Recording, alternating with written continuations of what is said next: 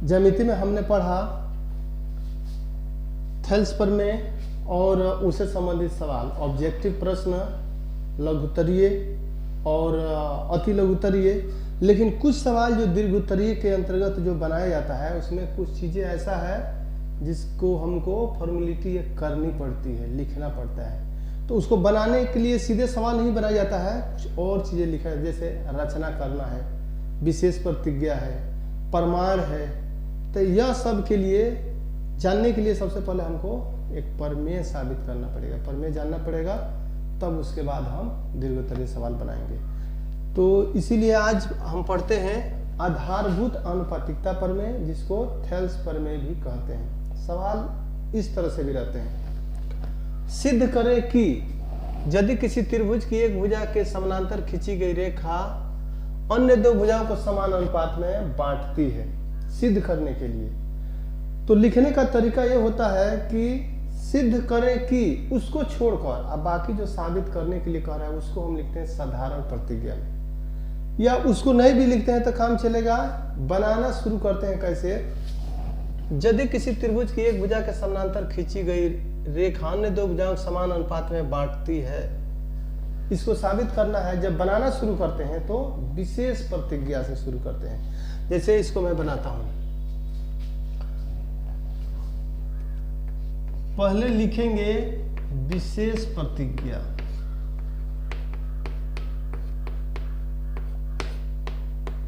अब यहां से हम शुरू करते हैं बनाना।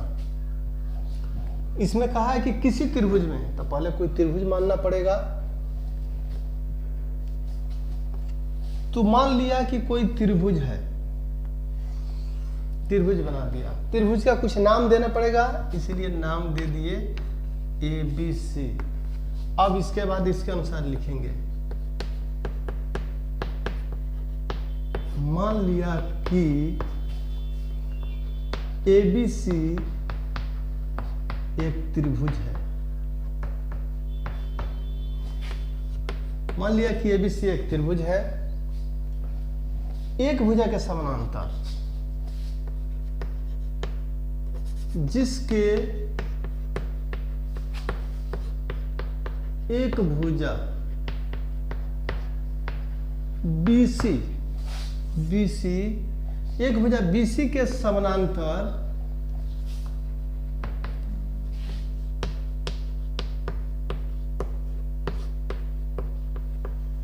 रेखा D खींचा,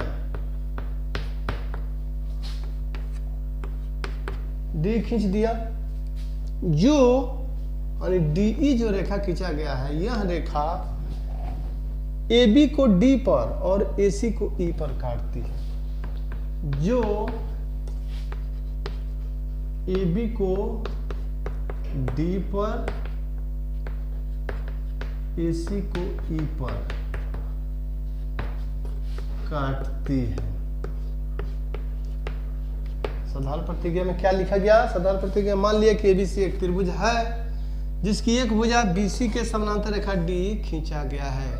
यहाँ D क्या करता है, AB को D पर और AC को E पर काटता है। फिगर के अनुसार हम लिखते चलेंगे तो सुविधा हो जाएगा, करती है। अब इसके बाद आगे बढ़ते हैं, फिर हम ध्यान रखते हैं कि क्या करना है। बनाने का, सवाल बनाने के कई तरीके होते हैं, लेकिन हम यह ध्यान रखते हैं कि हमको साबित क्या करना है, लाना क्या है, और उसी के अनुसार आगे बढ़ जाता है। सिद्ध करना है कि,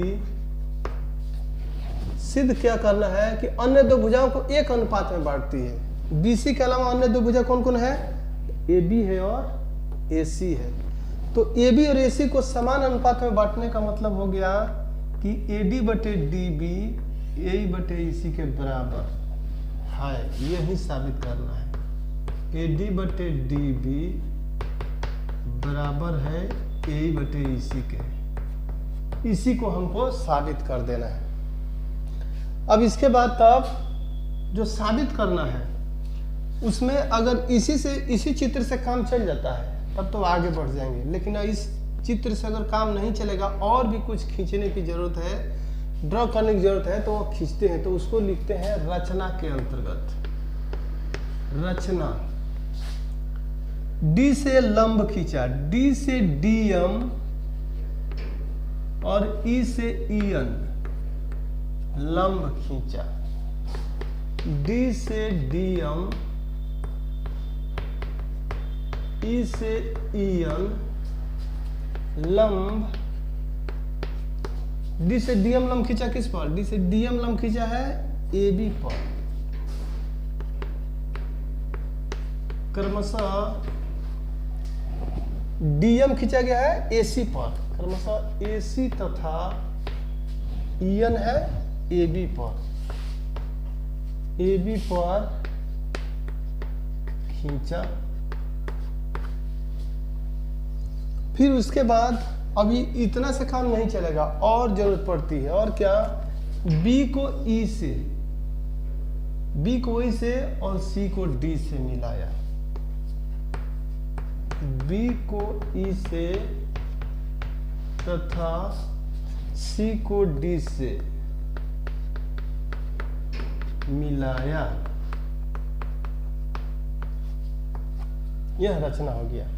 फिर शुरू करते हैं विशेष, जो सवाल बनाना शुरू करते हैं तो उसको लिखा जाता है विशेष प्रतिज्ञा से। मान लिया कि त्रिभुज हो, चतुर्भुज हो, कोई होगा तो उसको मान लिया कि एबीसीडी चतुर्भुज है, एबीसी त्रिभुज है, तो यहाँ विशेष प्रतिज्ञा पे लिखते हैं। विशेष प्रतिज्ञा, मान लिया कि एबीसी एक त्रिभुज है जिसके एक भुजा बीसी के समांतर रेखा डी खींचा, जो एबी को डी पर और एसी को ई पर काटती है।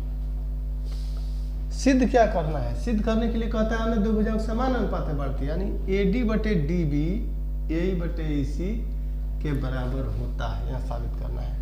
रचना में हमने क्या किया? डी से लंब डाला एबी पर, डी से डीएम और ई से ईएन लंब एसी और एबी पर क्रमशः डाला, बी को ई से, सी को डी से मिलाया। अब हो गया। अब इसके बाद बनाना शुरू करते हैं, तो वहां से प्रमाण या चाहे उपपत्ति लिखते हैं। तो बनाना शुरू करते हैं प्रमाण।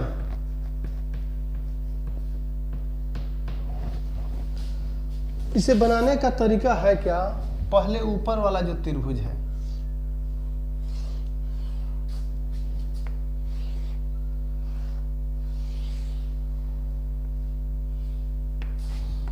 ए डी ई, और इसी को दो पार्ट में और बांट दें तो डी बी ई सी, यानी ए बी हो गया, डी मिल रहा है ए, अगर अलग अलग बांट देते हैं त्रिभुज ए डी ई, एक बार ए डी का क्षेत्रफल निकालेंगे, फिर उसके बाद त्रिभुज बी डी का क्षेत्रफल निकालेंगे, और दोनों त्रिभुजों का क्षेत्रफल का अनुपात करते हैं। ऐसा इसलिए करते हैं क्योंकि हमको भुजाओं का अनुपात लाना है, तो ये दोनों त्रिभुज के भुजा उसमें आने चाहिए, यानी ए डी बटे डी बी लाना है। इसी को ध्यान में लेकर के सब आगे बढ़ते हैं। तो पहले ए डी का क्षेत्रफल निकालेंगे, त्रिभुज ए डी का क्षेत्रफल, और चूंकि यहां पर अनुपात में लाना है इसलिए मैं पहले ही अनुपात में लिख देता हूं, त्रिभुज बी डी का क्षेत्रफल,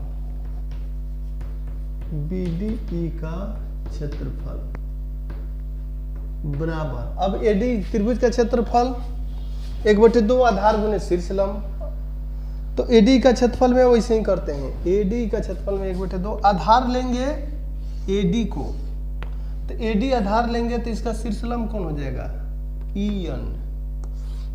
EN लंब हो गया। तो आधार 1/2 आधार गुने ऊंचाई या चाहे शीर्ष लंब, तो 1/2 आधार हो गया AD इंटू EN। नीचे वाला त्रिभुज में BDE में देखते हैं, BDE का क्षेत्रफल, तो इसमें भी 1/2 आधार इसी को मानेंगे क्योंकि हमको लाना है DB ही लाना है, इसीलिए इसी को आधार लेकर के, और इसको आधार मानते हैं तो ऊंचाई कौन हो जाएगा? कुछ त्रिभुज है इसका ऊंचाई अगर निकालना होगा तो इस भुजा को आगे बढ़ाना होगा। इस भुजा को आगे बढ़ाते हैं, जैसे कोई त्रिभुज है ए बी सी, और बीसी भुजा पर ए से लंब डालना होगा, तो यह लंब इस त्रिभुज से बाहर बढ़ाए हुए भाग पर लंब पड़ेगा, ये हो गया AD, यानी इस त्रिभुज के लिए शीर्षलंब AD होगा जो इससे बाहर है। वो इसी प्रकार इसमें BD का क्षेत्रफल 1/2 आधार तय हो गया, आधार हो गया BD, लेकिन ऊंचाई EN ही होगा इसके बढ़ाए हुए भाग पर, यानी ऊंचाई भी इसमें EN। तो आधार BD 1/2 आधार BD इंटू EN। अब जो कटने वाला है काट देंगे, AD बटे BD कहा चाहे DB, इसको मान लिए 1। इसी प्रकार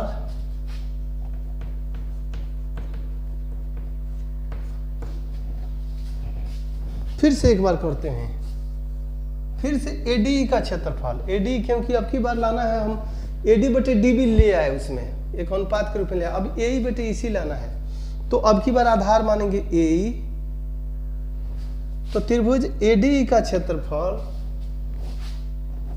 त्रिभुज ADE का क्षेत्रफल, त्रिभुज तो सेम है, त्रिभुज CD का क्षेत्रफल, AD का क्षेत्रफल त्रिभुज सेम है, लेकिन पहले इसको आधार लिए थे, अब इसको आधार, जब इसको आधार लेंगे तो ये ऊंचाई हो जाएगा DM 1/2 आधार हो गया AE, आधार AE इंटू ऊंचाई हो गया शीर्षलंब हो गया DM, और नीचे 1/2 आधार हो गया EC।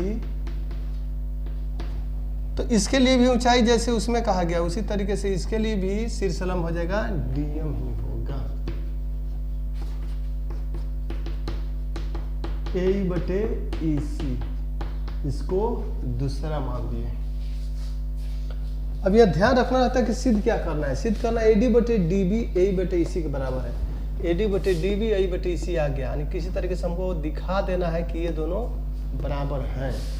लेकिन वो दोनों बराबर कब होंगे, यदि हम ये दोनों क्षेत्रफलों का अनुपात दिखा दे कि बराबर है, यानी हमारा अब काम है ये दोनों को दिखाना कि बराबर है। अगर ये साबित कर दिया बराबर है तो ये दोनों का मान भी बराबर है, सिद्ध हो जाएगा। अब ये दोनों को बराबर साबित करना है तो देखते हैं कि त्रिभुज ADE का क्षेत्रफल, तो ऊपर इसके भी ऊपर है त्रिभुज ADE का क्षेत्रफल, दोनों के ADE का क्षेत्रफल है, अंश दोनों का एक ही है, वो तो बराबर है ही। अब नीचे तब बराबर दिखाना है, नीचे है BD का क्षेत्रफल और नीचे है CD का क्षेत्रफल, यानी हमें ये दिखाना है कि BD और CD का क्षेत्रफल बराबर ही है।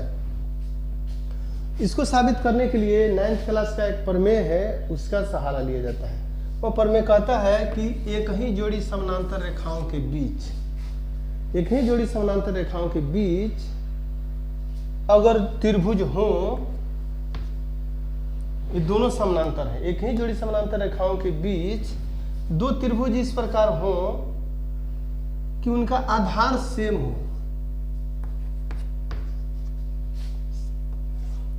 जैसे त्रिभुज हो गया ABC, एक ही जोड़ी समानांतर रेखाओं के बीच स्थित है त्रिभुज, और आधार हो गया AB। अब इसी आधार लेकर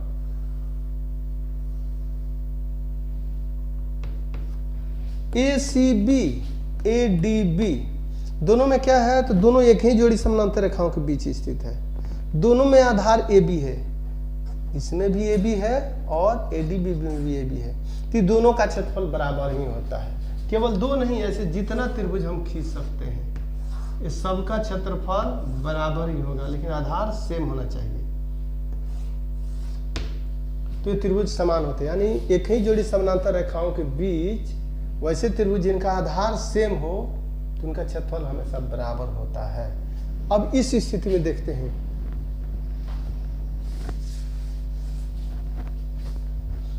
समानांतर रेखा है DE और BC, एक ही जोड़ी समानांतर रेखाएं हैं और दोनों में आधार DE, BD में देखें तो BD में DE है, इसमें भी DE है और CDE में भी DE है, और DE BC के समानांतर तो पहले से है, समानांतर ही तो खींचा गया है, तो दोनों समानांतर है और दोनों का आधार सेम है, इसलिए दोनों त्रिभुज का क्षेत्रफल बराबर होगा। लिखेंगे यहाँ त्रिभुज BDE तथा त्रिभुज CDE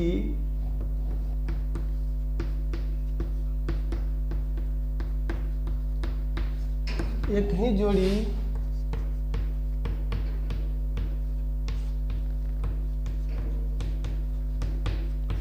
समानांतर रेखाओं के बीच स्थित है। एक ही जोड़ी समानांतर रेखाओं के बीच स्थित है तथा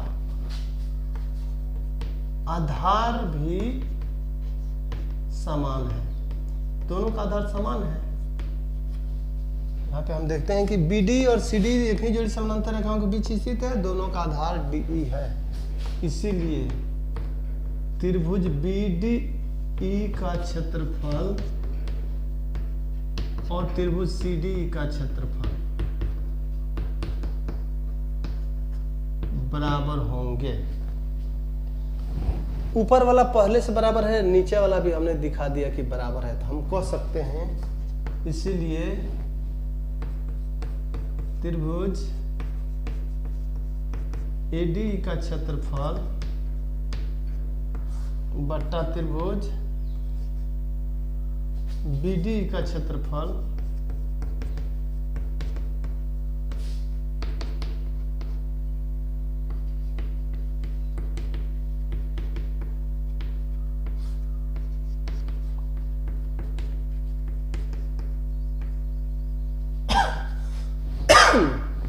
कैसे?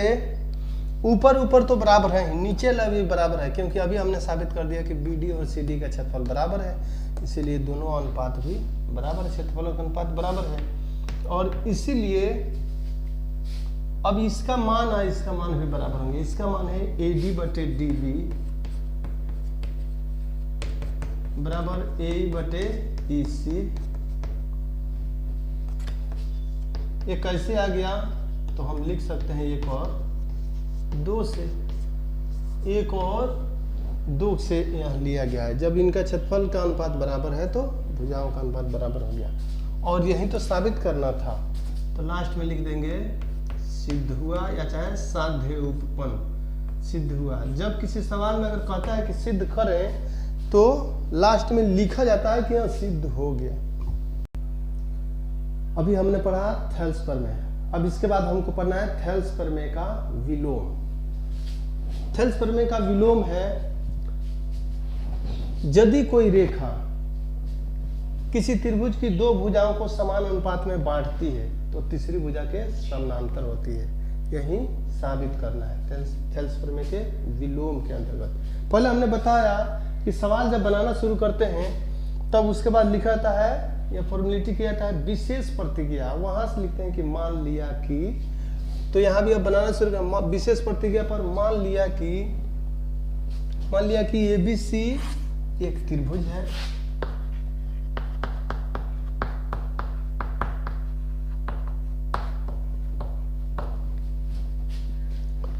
अब उसमें कह रहा है कि 2 भुजाओं को समान अनुपात में बांटती है, तो AB और AC को मान लीजिए समान अनुपात में बांटती है। यह रेखा खींचा जो समान अनुपात में बांटती है, यानी ऑलरेडी पहले से दिया हुआ है। मान लिया कि त्रिभुज ABC, मान लिया कि ABC एक त्रिभुज है, 2 भुजाओं को समान अनुपात में बांटती है। मान लिया कि AB और AC को ही समान अनुपात में बांट देती है। त्रिभुज है जिसे DE AB और AC को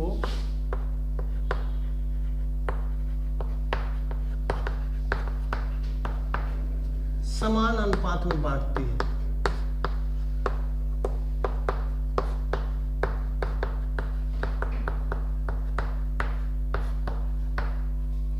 समान अनुपात में बांटने का मतलब क्या हुआ?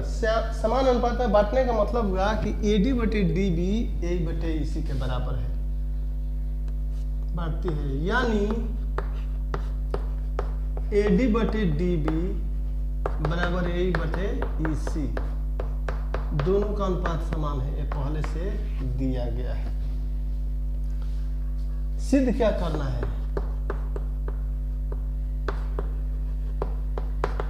सिद्ध करना है कि अब यह तीसरी भुजा का समानांतर है। थेल्स प्रमेय में था कि समानांतर है, साबित करें समान अनुपात में बढ़ता है। और इस समान अनुपात में अगर बढ़ रहा है तो तीसरी भुजा का समानांतर है, यानी डी समानांतर BC, यही साबित करना है। अब अगर आवश्यक है तो हम रचना करेंगे। तो पहले के जैसे ही, पहले वाले प्रमेय के जैसे ही रचना, D से DM, E से EN,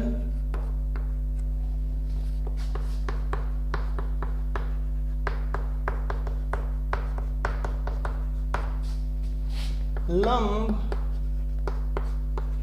क्रमशः DM लंब डाला गया है AC तथा AB पर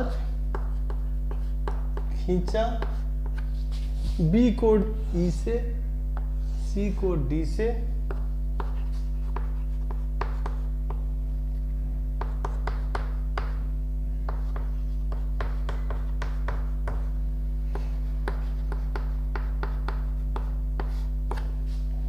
अब बनाना शुरू करते हैं। तब क्या लिखा आता है?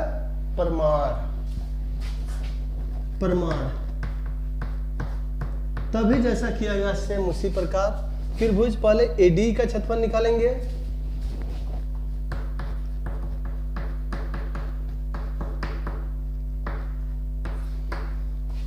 और त्रिभुज BD का क्षेत्रफल। कैसे जानेंगे कि किस त्रिभुज का क्षेत्रफल निकालना है? इसमें त्रिभुज तो बहुत बन जाएंगे, AB त्रिभुज, AB है, बहुत से त्रिभुज। किस त्रिभुज का निकाल कर आगे बढ़ेंगे तो देखा जाता है कि क्या क्या जो संबंध दिया है और क्या साबित करना है। AD बटे DB वाला दिया है तो AD बटे DB ही लाने का प्रयास है। AD कब आएगा आधार? ABC AD में, और BD आधार कब आएगा? BD में। इसीलिए इन्हीं दोनों त्रिभुजों का क्षेत्रफल निकालते हैं। सेम वैसे ही आधार हो गया AD, ऊंचाई हो गया EN बट्टा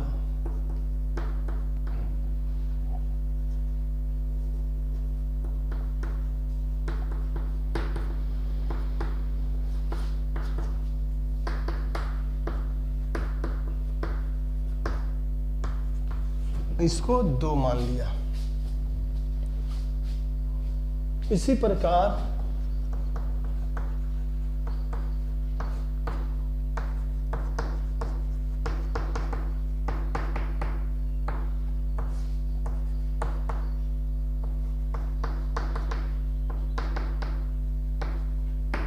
सेम पहले वाला के जैसे ही AD का क्षेत्रफल, तो आपकी बार आधार AE, ऊंचाई DM, और CD में आधार EC, तो ऊंचाई हो जाएगा DM।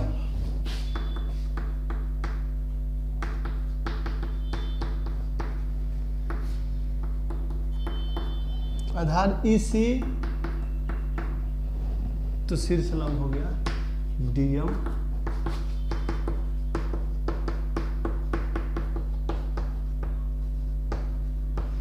तीसरा हो गया। अब हम देख रहे हैं कि पहले से दिया है AD बटे DB A बटे EC के बराबर है, और यहाँ AD बटे DB A बटे EC का मान हो गया। इसका मतलब ये दोनों बराबर है। कैसे बराबर है? तो पहले से दिया हुआ है। अब यहाँ से लिख सकते हैं एक से। एक में क्या दिया है? AD बटे DB बराबर A बटे EC। इसी से हम कह सकते हैं जब ये दोनों अनुपात बराबर है तो जिनका जिनका वैल्यू है ये भी आपस में बराबर आ जाएंगे। यानी त्रिभुज AD का क्षेत्रफल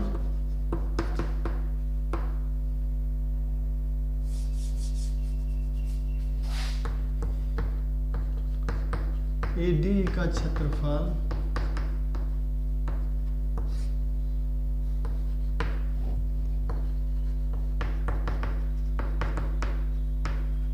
बराबर होगा इसके।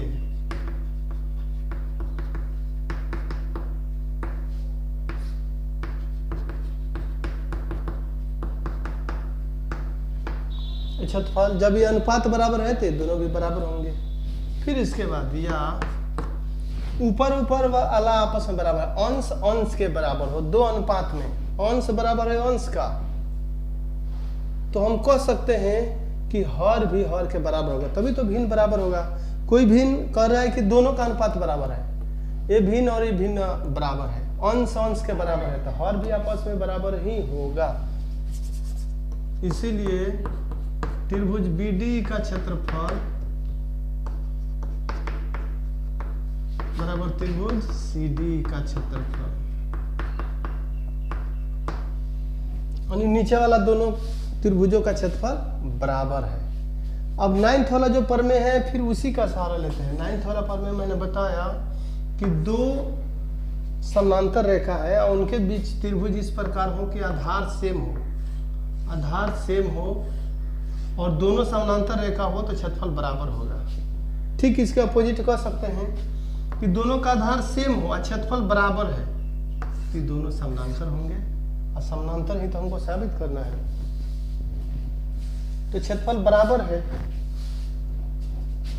और आधार भी दोनों का सेम है, BD और CD का आधार सेम है, दोनों त्रिभुज का क्षेत्रफल बराबर है। साथ ही दोनों त्रिभुजों का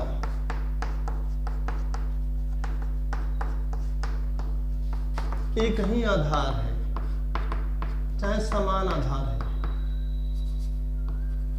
एक ही आधार है, दोनों का क्षेत्रफल भी बराबर है और आधार भी सेम है।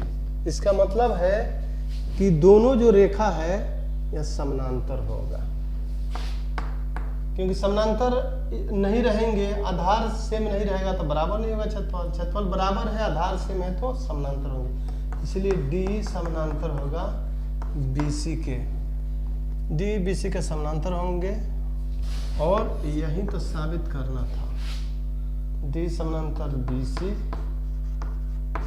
लिख देंगे, सिद्ध हुआ। एक और प्रमेय कथन है थेल्स प्रमेय से संबंधित जिसका सवाल बनाने में यूज होता है, उसको मैं बता देना चाहता हूं।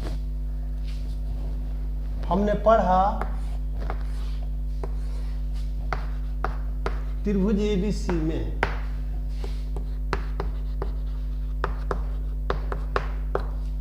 अगर D समानांतर हो BC के, हमने पढ़ा कि D BC के समानांतर हो तो AD बटे DB बराबर AE बटे EC यह होता है, यह तो हमने कर दिया, यानी ये दोनों का अनुपात बराबर हो। लेकिन ये दोनों का अनुपात कुछ सवाल पे ऐसा होगा निकालने के लिए, x का मान निकालने के लिए देगा कोई अज्ञात भुजा, तो AD और DB का मान नहीं दे करके AB और AD का दिया है, AD का मान नहीं दे करके पूरे का मान दिया है, चाहे BD का नहीं दे के पूरे का मान दिया है, उस स्थिति में कैसे तब निकालेंगे? तो उसको भी बनाने के लिए डायरेक्ट बना सकते हैं, या नहीं तो पहले इस रूप में लाना होगा तब मान रख सकते हैं। तो वो होता क्या है, अगर इसी को दोनों तरफ एक जोड़ने पर, अगर एक जोड़ देते हैं AD बटे DB में भी एक जोड़ दिए, AE बटे EC में भी अगर एक जोड़ देते हैं, अब भिन्न का जोड़ करेंगे,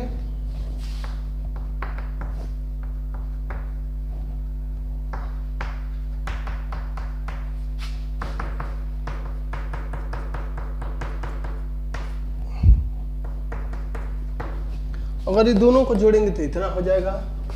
या अब फिगर से AD और DB को जोड़ा जाए, AD जोड़ DB, AD और DB जोड़ेंगे तो लिख सकते हैं AD बटे DB, AE और EC को जोड़ेंगे तो बोल लिख सकते हैं AC बटे EC। इसका मतलब हुआ कि AB बटे DB AC बटे EC के बराबर होता है। जैसा हमने लिखा कि D समानांतर है BC के, तो ये फॉर्मूला हो गया। लेकिन अगर D BC के समानांतर है तो डायरेक्ट हम कह सकते हैं कि दोनों समानांतर, इसलिए ए भी फॉर्मूला लिख सकते हैं डायरेक्ट। तो यह भी हो गया, और ऐसे बहुत बनाए जा सकते हैं। तो याद कैसे रखना है, AD बटे DB AE बटे EC, यानी ये संगत भुजा है। संगत जो खंड है उनका अनुपात बराबर, जैसे इसका ऊपर और इसका नीचे वाला, इसका ऊपर इसके नीचे का अनुपात तो बराबर होगा। ठीक उल्टा कह दें तो BD बटे डी ए C बटे ई ए, ये भी बराबर होगा। यदि ये समानांतर है तो यह भी बराबर होगा। हमने ऊपर से अनुपात लिखा, नीचे से भी लिख सकते हैं BD बटे डी ए C बटे ई ए, तब भी बराबर होगा। या पूरा भुजा और नीचे वाला खंड, पूरा भुजा और नीचे वाला खंड के अनुपात के बराबर होगा। पूरा भुजा और ऊपर वाला खंड, तो इसका भी पूरा भुजा और ऊपर वाला खंड के अनुपात के बराबर होगा, ये भी कह सकते हैं। चाहे इसी को भिन्न को उलट दिए, AD बटे AB, यानी ऊपर वाला खंड AD और AB, AE बटे AC, ये भी बराबर होगा। इसी को अगर उलट दें,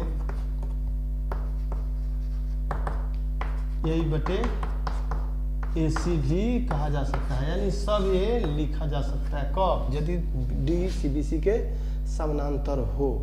तो इससे सुविधा यह होती है कि इस तरह से भी अगर मान दिया है तो डायरेक्ट मान रख करके निकाल देंगे। अगर ये सब नहीं साबित किए हैं तो इसके ही अनुसार आते हैं, तो पहले AD और DB का ही मान निकालेंगे तभी आएगा। अगर AB का मान दिया तो पहले ये दोनों का खंड अलग अलग निकाल के किया जाता है, तो इससे सुविधा हो जाती है। इसके सहायता से भी आप सवाल बना सकते हैं। और इसके बाद भी किसी प्रकार का प्रॉब्लम होगा तो आप मैसेज कर सकते हैं।